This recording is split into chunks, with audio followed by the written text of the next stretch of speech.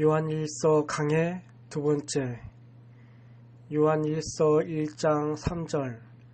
우리가 보고 들은 바를 너에게도 전함은 너희로 우리와 사귐이 있게 하려 함이니 우리의 사귐은 아버지와 그 아들 예수 그리스도와 함께 함이라. 요한일서 1장 4절. 우리가 이것을 쓰면 우리의 기쁨이 충만케 하려 함이로라. 요한일서 1장 5절. 우리가 저에게서 듣고 너희에게 전하는 소식이 이것이니 곧 하나님은 빛이시라. 그에게는 어두움이 조금도 없으시니라. 요한일서 1장 1절 4절은 요한일서의 도입부로서 이 서신을 기록하는 동기와 목적이 나옵니다.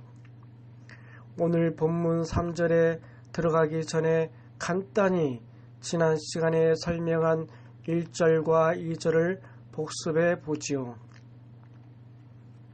태초부터 있는 생명의 말씀에 관하여는 우리가 들은 바요, 눈으로 본 바요, 주목하고 우리 손으로 만진 바라. 이 생명이 나타내신 바 된지라. 이 영원한 생명을 우리가 보았고 증거하여 너희에게 전하노니 이는 아버지와 함께 계시다가 우리에게 나타내신 바 된 자니라. 태초부터 있는 생명의 말씀이란 하나님의 아들이신 예수 그리스도라 했습니다. 성자 하나님이신 예수 그리스도는 성부 하나님과 오랜 세월 함께 하시다가 죽을 수밖에 없는 죄인들에게 영원한 생명을 주기 위해 이 땅에 오셨지요. 요한을 비롯한 제자들은 영원한 생명 되신 예수 그리스도를 보았고 예수 그리스도를 통해 구원의 섭리가 성취되는 것도 보았습니다. 예수님의 사역과 십자가에서 죽으셨다가 부활 승천하시기까지의 모든 과정에 함께한 증인들이죠. 자신이 보고 들은 확실한 것을 이제 다른 사람에게도 전한다고 말하는 것입니다. 이어지는 본문 3절에 우리가 보고 들은 바를 너희에게도 전함은 너희로 우리와 사귐이 있게 하려 함이니 우리의 사귐은 아버지와 그 아들 예수 그리스도와 함께함이라 했습니다. 예수님께서는 복음을 듣고 예수님을 구세주로 영접한 제자들을 친히 형제라 혹은 친구라 부르셨죠. 이제 주님과 관계없는 낯선 사람이 아니라 서로 사귐이 있는 친밀한 관계로 인정해 주신 것입니다. 이처럼 주님과 사귐이 있는 제자들이 복음을 전할 때 이를 듣고 믿음을 가진 사람은 그 또한 제자들과 사귐을 갖게 됩니다. 주 안에서 형제요 자매가 되는 것이죠. 예수 그리스도가 하나님의 아들이신 것처럼 우리도 복음을 듣고 주를 믿음으로 예수 그리스도의 형제요 아버지 하나님의 자녀가 됩니다. 이렇게 하나님과 사귐이 있기 때문에 이 땅에서도 하나님의 자녀된 삶을 살고 장차 천국의 영광도 누릴 수 있죠. 이는 참으로 놀라운 일입니다. 비유를 들어 오래전 왕정시대에는 왕이 평민과 친구처럼 사귀는 것은 상상하기도 힘든 일이었죠. 하물며 하나님은 이 땅의 왕과 비할 수 있는 분이 아닙니다. 전지전능한 신이시며 우주 만물의 창조주요 주관자이시지요. 피조물인 우리가 지극히 영화로우신 하나님과 사귐이 있고 더구나 하나님의 아들이신 예수 그리스도의 형제라 친구라 불리는 것이 얼마나 놀라운 일인지요. 단지 복음을 듣고 믿었다는 이유 하나만으로 말입니다. 이렇게 엄청난 사랑을 주시는데도 많은 사람들이 이 사랑을 멸시합니다. 복음을 들어도 믿지 않으며 오히려 회방하지요. 혹은 믿는다 하면서도 하나님의 사랑을 만홀히 여김으로 하나님을 서운하게 만듭니다. 여러분 중에는 이런 일이 결코 없어야 할 것입니다. 여기서 여러분이 반드시 기억할 것은 복음을 듣고 믿는다고 고백하는 사람들이 모두가 사귐이 있는 것이 아니라는 사실입니다. 사람 편에서 내가 주를 알고 하나님을 안다 해도 하나님께서는 나는 너를 모른다 하실 수도 있지요. 그러면 어떻게 해야 참된 사귐이 있는 것인지는 6절에서 다시 증거하겠습니다. 이어지는 4절에 우리가 이것을 쓰면 우리의 기쁨이 충만케 하려 함이로라 했습니다. 사도 요한이 하나님의 말씀을 전할 때 이를 듣는 사람들이 쟤들과 사귀며 나아가 하나님과도 사귐이 있게 되면 그로 인해 요한의 기쁨이 충만케 된다는 말입니다. 여러분이 전도나 신방을 해보면 이 말씀이 무슨 뜻인지 알 것입니다. 복음을 전한다는 것이 얼마나 여러분 안에 기쁨을 충만하게 하는지요. 전도하여 한 영혼을 구원시켰을 때 혹은 신방을 통해 은혜와 능력을 입혀주고 상대의 문제가 해결될 때 말씀을 전한 여러분 자신이 더 기쁨을 느낍니다. 물론 복음을 들어서 구원받고 문제 해결 받은 사람도 당연히 기쁨이 충만하고요. 제가 하루하루를 살면서 가장 행복할 때는 하나님께 영광을 돌릴 때입니다. 그리고 여러분이 변화되어 날마다 영혼이 잘 되어 가는 모습을 볼 때와 축복받는 간증을 들을 때 기쁨이 충만하지요. 여러분이 기도하고 전도하고 충성하며 열심히 선을 행하는 것을 보면 행복합니다. 뜨겁게 신앙생활하는 일꾼들이 하나하나 영으로 들어오는 것을 보면 그 기쁨은 말로 다 할 수가 없지요. 누가복음 15장 7절에 내가 너에게 이르노니 이와 같이 죄인 하나가 회개하면 하늘에서는 회개할 것 없는 의인 99을 인하여 기뻐하는 것보다 더하리라 하셨죠. 이 말씀처럼 범죄하는 영혼들을 생각하면 눈물로 밤을 지새우지만 그러다가도 다시 돌이켜 진리 안에 사는 것을 보면 큰 시름을 덜게 되고요. 요한 3서 1장 4절에 내가 내 자녀들이 진리 안에서 행한다 함을 듣는 것보다 더 즐거움이 없도다 했습니다. 여러분도 이 말씀을 마음에 이루어 주님의 심장으로 주님의 양떼를 사랑하며 섬길 때 주님께서도 여러분을 더욱 귀히 여기십니다. 부지런히 복음을 전하고 가르쳐서 이처럼 영혼들로 인해 얻은 즐거움이 여러분 안에도 가득 임하기를 바랍니다. 본문 1장 1절 4절은 요한일서 전체 도입 부분에 해당한다 했습니다.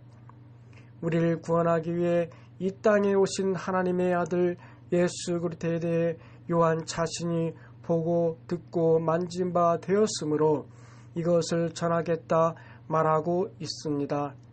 그래서 이 말을 믿는 성도들로 하여금 하나님과 더불어 사귐이 있게 하고 자신도 기쁨이 충만하게 하겠다 했지요. 이제 요한일서의 본론으로 들어갑니다.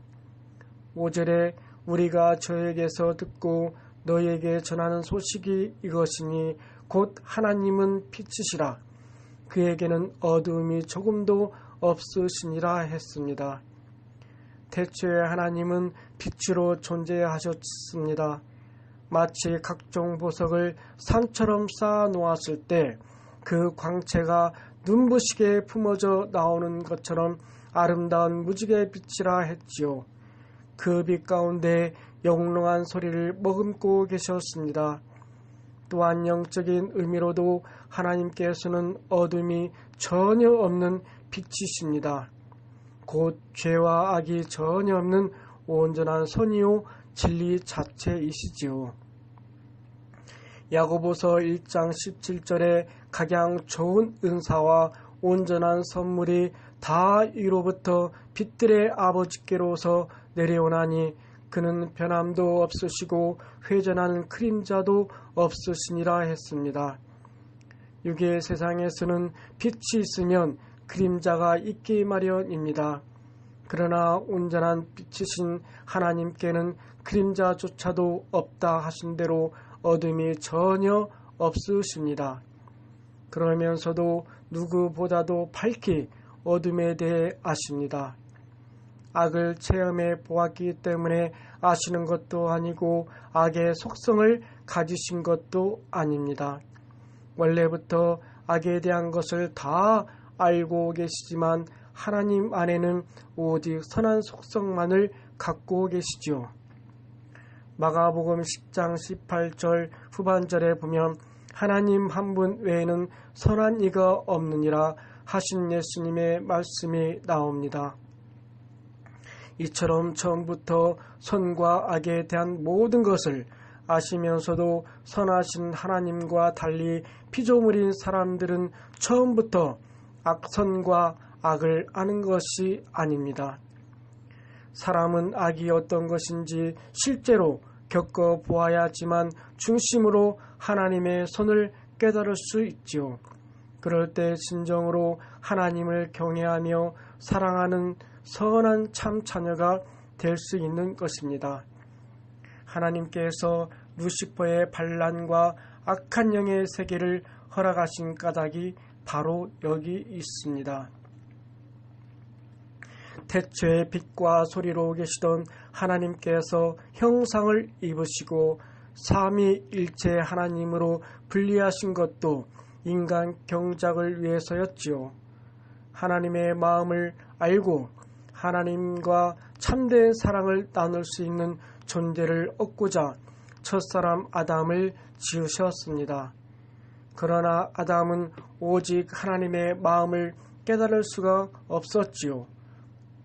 어둠 곧 악을 체험하는 과정이 없었기 때문에 선이 무엇인지도 몰랐습니다. 그래서 하나님께 중심으로 감사하거나 참된 사랑을 드릴 수도 없었지요. 육적으로도 질병의 고통을 겪어보지 못하면 건강하다는 것이 얼마나 행복한 일인지 중심으로 깨달을 수가 없습니다. 가난을 한 번도 겪어보지 못한 사람은 부유하게 사는 것이 얼마나 축복인지 깨달을 수가 없지요. 또 잘 모르는 어린아이라도 부모님이 가르치고 시키면 엄마, 아빠 사랑해요 하면서 뽀뽀도 하고 포옹도 합니다. 그러나 그 아이의 마음에 부모님에 대한 진정한 사랑과 감사가 있다고는 할 수 없지요. 이런 것처럼 첫사람 아담도 고통을 전혀 겪어보지 못했기 때문에 하나님께서 주신 모든 복이 얼마나 감사한지를 몰랐습니다. 하나님을 진정으로 사랑할 줄도 몰랐고 자기가 누리는 에덴 동산의 삶이 얼마나 행복한 것인지도 몰랐지요. 이러한 아담에게 참된 행복과 사랑을 알 수 있도록 하나님께서는 악이라는 상대적인 개념을 체험할 수 있는 시간을 허락하셨습니다.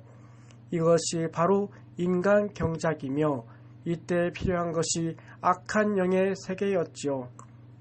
하나님께서는 루시퍼가 타락하여 배신할 것을 아셨지만 미리 멸해버리지 않고 그대로 두셨습니다. 더구나 루시퍼와 그 휘하의 악한 영들에게 육의 사람을 추원할 수 있는 공중권세까지 허락하셨지요.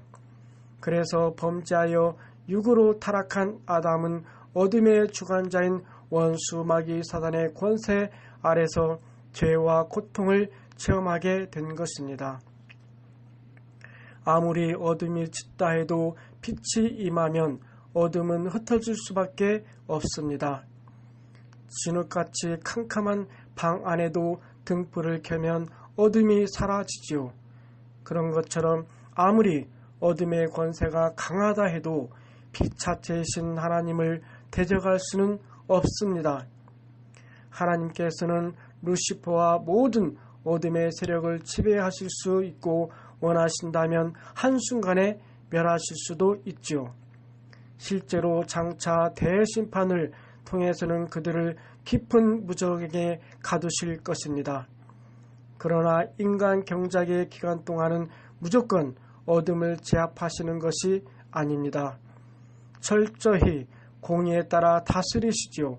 그들에게 허락된 권세 안에서는 그들이 원하는 것을 하도록 그대로 두시는 것입니다. 원수 마귀 사단이 육의 사람을 주관하는 것도 바로 이 공의에 의해 허락되는 부분입니다. 창세기 3장 14절에 보면 여호와 하나님이 뱀에게 이르시되 내가 이렇게 하였으니 내가 모든 육축과 들의 짐승 모든 짐승보다 더욱 저주를 받아 배로 다니고 종신토록 흙을 먹을지니라 하셨습니다. 또 사람에게는 창세기 3장 19절에 이르시기를 내가 얼굴에 땀이 흘러야 식물을 먹고 필경은 흙으로 돌아가리니 그 속에서 내가 취함을 입었음이라 너는 흙이니 흙으로 돌아갈 것이니라 하셨죠. 아담을 미혹한 뱀이 흙을 먹는다는 것은 실제 뱀이 흙을 먹는다는 뜻이 아닙니다. 흙이란 흙으로 지음받은 인간이 생명이었다가 범죄하여 육으로 돌아간 사람을 의미하지요.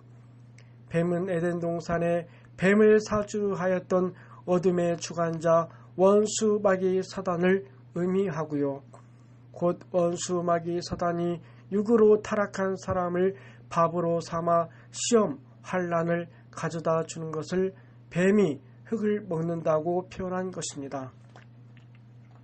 로마서 6장 16절에 너의 자신을 종으로 들여 누구에게 순종하든지 그 순종함을 받는 자의 종이 되는 것을 너희가 알지 못하느냐. 혹은 죄의 종으로 사망에 이르고 혹은 순종의 종으로 의에 이르느니라 했습니다. 이 말씀처럼 범죄하여 어둠에 거하는 사람은 죄를 주관하는 원수 마귀 사단의 종이 됩니다. 사단이 자기에게 속한 사람에게 마음껏 시험 환난과 재앙을 주어도 이것은 공의 속에 허락된 부분입니다. 결국 사망으로 끌고 간다 해도 하나님께서는 그대로 두실 수밖에 없지요. 그러나 하나님께서는 공의의 법칙 속에 사람이 어둠의 권세에서 벗어날 길도 제시해 주셨습니다. 곧 하나님을 믿고 어둠에서 벗어나 빛 대신 하나님의 말씀대로 살아가면 되지요. 그러면 그 사람은 더 이상 죄종이 아니므로 원수 마귀 사단이 시험 환난과 재앙을 줄 수가 없습니다. 하나님께서 불꽃 같은 눈동자로 지키심으로 악한 영들이 감히 만질 수도 없습니다. 반면에 아무리 하나님을 믿는다 해도 여전히 어둠 가운데 거하는 사람은 지킴받을 수가 없습니다.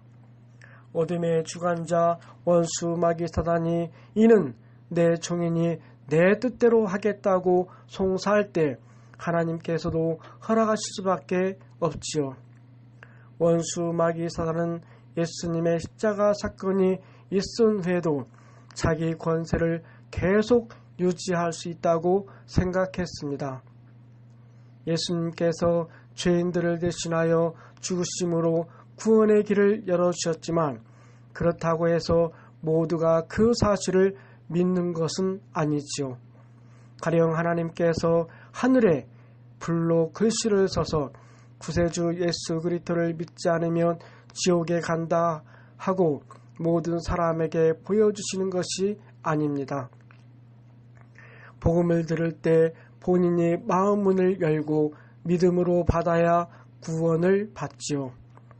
원수 마귀 사단은 자신들이 사람들의 생각에 의심을 심어주어 복음을 믿을 수 없게 하면 되고, 믿는다 하는 사람들도 다시 죄를 짓도록 미혹하여 구원에 이르지 못하게 하면 된다고 계산한 것입니다. 또 복음을 전하는 사람들을 심히 핍박하여 전하지 못하도록 막으면 되고요. 그렇게 하면 하나님의 섭리가 실패하고 자신이 승리할 수 있다고 생각한 것입니다. 하나님께서는 철저하게 공의를 쫓으면서도 성령의 역사를 통해 영혼들을 구원하십니다. 아무리 원수 마귀 사단이 미혹해도 복음을 듣고 믿을 수 있게 믿음을 주시고 말씀대로 살 수 있도록 주관하시지요. 성령으로 마음의 깨우침을 주시고 하나님의 사람들을 통해 권능의 증거들을 나타내 보이십니다. 빛으로 진리로 각각의 삶을 조명하여 어둠에서 떠나게 하시는 것이죠.